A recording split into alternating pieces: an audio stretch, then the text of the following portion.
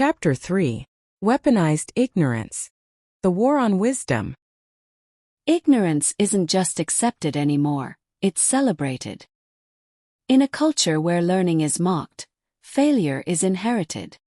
Sometimes the smartest thing you can do is shut up. If a person of average intelligence sits silently among the 10 smartest people in the world, they assume he belongs there. But the moment he opens his mouth without wisdom, the illusion shatters.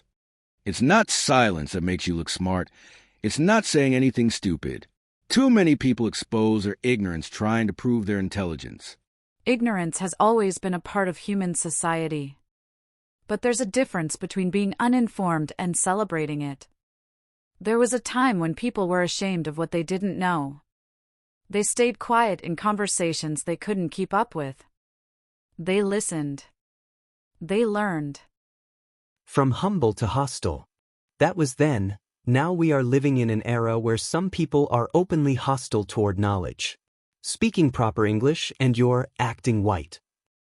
Reading books makes you boring. Questioning popular opinion makes you a hater. It's not just anti-intellectual, it's anti-growth. And it's dangerous. This mindset doesn't just mock intelligence. It punishes it. It creates social penalties for growth and social rewards for mediocrity. The kid who wants to learn gets bullied. The adult who wants to elevate gets mocked. When ignorance becomes cool, we fail entire generations. The social penalty of learning. In many places, intelligence comes with a social cost. Ignorance has become weaponized. Kids who raise their hands get teased. Adults who try to improve get labeled as sellouts. Entire communities discourage growth because it threatens the status quo. We're living in an era where some people are proud of their ignorance. Over time, this creates a culture where people are afraid to shine.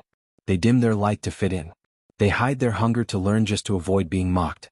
We lose generations of brilliance to peer pressure and fear. Because people who feel small will tear down anyone who tries to rise.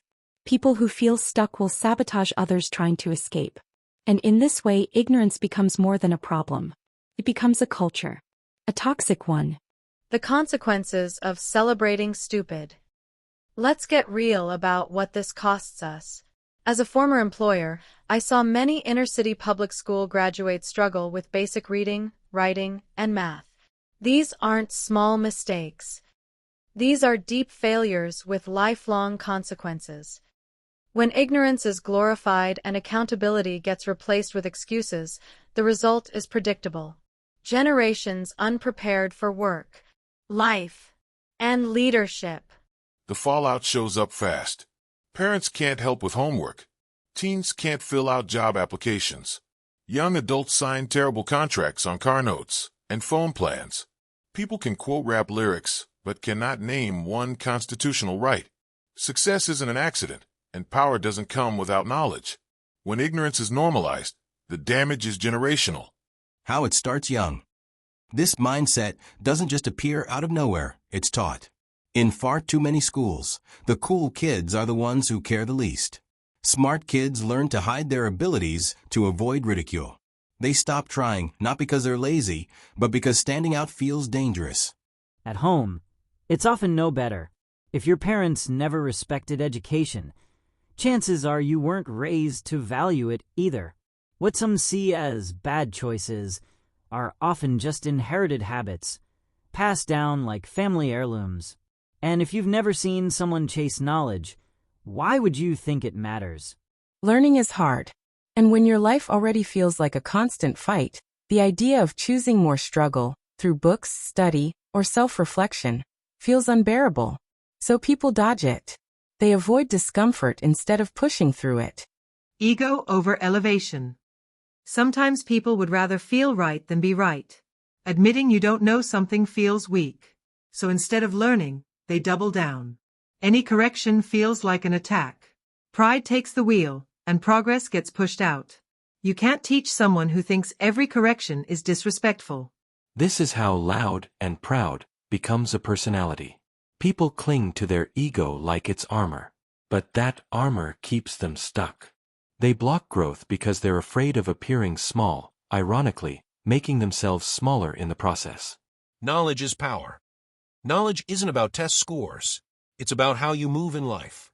When you know more, you make better choices. You protect your kids. You avoid scams. You build something real instead of waiting for someone else to hand it to you. You don't need a college degree to grow. You just need curiosity and effort. If you refuse to read, to ask questions, to learn, you're sitting in the dark on purpose. And the world won't flip the light switch for you. You must do it yourself. Simple shifts, big impact. The need for change starts with the individual. Small steps. When you make these changes, the culture starts to change. We must stop celebrating ignorance. Being bad at school isn't cool. It's failure in disguise. Every time we cheer for our own downfall, we teach the next generation to do the same. It's time to raise the bar. If you know a child who reads, questions, and shows kindness, encourage them. Let them know it's okay to be different and safe to be brilliant. Redefine what we praise. Celebrate the mechanic who owns his shop, the dad who reads to his kids, the teacher who uplifts the next generation. These are the people worth emulating. These role models don't chase clout. They build something lasting. They live with purpose. They create value. That's what real success looks like. And that's what should be cool again. Broken schools. Broken trust. Schools must admit their failures. Since they started No Child Left Behind, accountability has faded.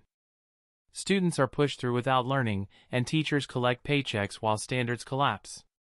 Too many have settled into a culture of low expectations. Diplomas are handed out like participation trophies, leaving kids with no direction and no real skills. Many graduate without mastering even the basics.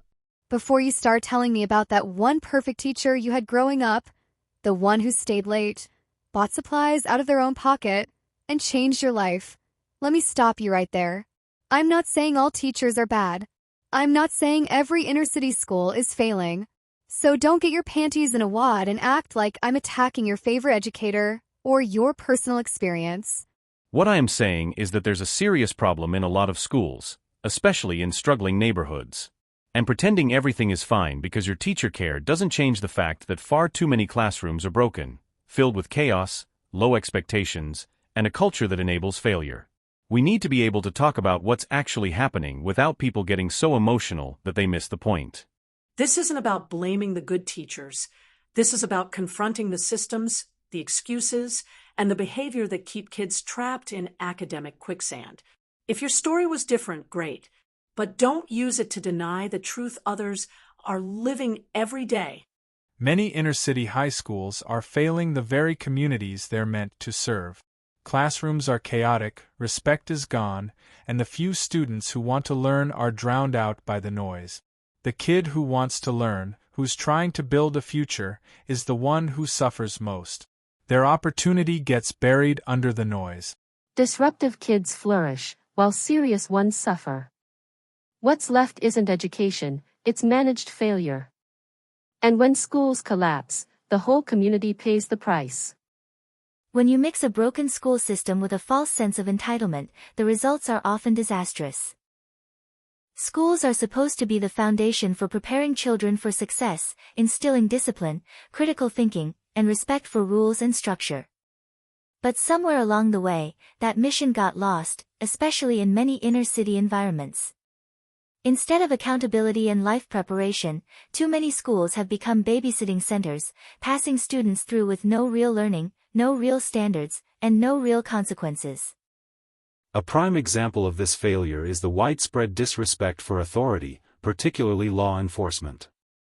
Many young people in these communities grow up without ever being taught how to interact with police. This should be a basic part of civic education, starting in the classroom. Instead, a culture of defiance is often celebrated and passed down. And now, thanks to body cameras and viral videos, the rest of the country is seeing firsthand what officers face every day. It's not always racism or abuse, it's often sheer ignorance, hostility, and a refusal to cooperate. We see the same tired script play out over and over. A person gets pulled over. Instead of calmly handing over their license and registration, they immediately escalate the situation, arguing, recording, yelling, "I didn't do nuttin'," or demanding a supervisor. After multiple warnings, they're removed from the vehicle and arrested, and the whole thing becomes another spectacle online. It didn't need to happen. A little basic respect and cooperation could have saved everyone time, stress, and embarrassment. Taxpayers are fed up. They're watching resources get wasted on avoidable confrontations, court cases, and jail time that could have been prevented with common sense and proper upbringing. The problem isn't the police, it's the culture. Ghetto culture has normalized ignorance, confrontation, and victimhood instead of discipline, responsibility, and growth. Until that changes, the cycle will keep repeating, and the rest of society will keep footing the bill. Parents, don't clock out. Parents must stay engaged, know what your kids are learning, and push for better. Education is too important to leave on autopilot. If the system isn't accountable, then the parents must be. Monitor what your children are being taught and demand better outcomes. Education is too important to be left on autopilot. If the system won't hold itself accountable, the community must. Get involved. Ask questions. Read with your kids. Be present. The school can only do so much. Real education starts at home. Because wisdom is not just for the classroom. It's for every part of your life. Final thought. Ignorance has evolved into something far more dangerous than simple misunderstandings. Once, not knowing something was a quiet weakness. People were humble about what they didn't understand. In inner-city communities, ignorance has become a form of resistance. It's no longer seen as a gap to be filled, but a badge to be worn, a defense mechanism. A loud, hostile force aimed directly at progress. Being uninformed is celebrated. Being wise is mocked. And worse, being hungry to learn is punished. In this upside-down reality, it's not the government, the system, or even the police that are the biggest threat. The real enemy is the mindset. A mindset that rewards arrogance, laughs at education, and treats reading, questioning, or speaking intelligently as betrayal. We don't just lose opportunities under that mindset, we destroy them before they're even offered. We chase away mentors, silence the thoughtful, and elevate the loudest voice instead of the wisest one. And when loudness is confused with strength, when arrogance is mistaken for authenticity, and when willful ignorance is seen as being real, what we're really doing is setting our future on fire and calling it culture. The tide can turn. It starts by uplifting knowledge. Change begins the moment we stop mocking wisdom and start honoring those who chase truth. It begins at home, then spreads to classrooms, barbershops, dinner tables, and even our social feeds. It starts when we stop rewarding the clowns and start valuing substance over noise. That shift corrects what's broken, clears up confusion, and lays the groundwork for real growth. If we want transformation, we must break this cultural addiction to ignorance and start feeding our minds again. The future won't belong to the loudest, it'll belong to those who seek truth and aren't afraid to grow. Simple real-world solutions. 1. Correct without shaming. When someone gets something wrong, use it as a moment to teach, not tear down.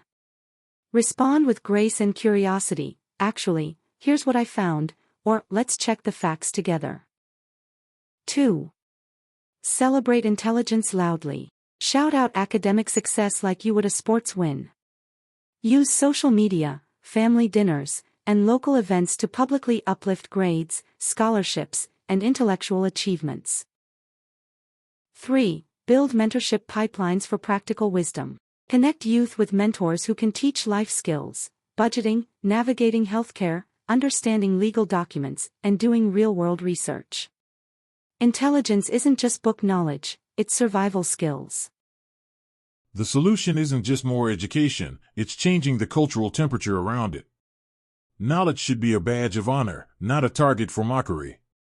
Ignorance doesn't just harm the person who holds it, it holds back everyone around them. To move forward, we must make intelligence visible, respected, and contagious.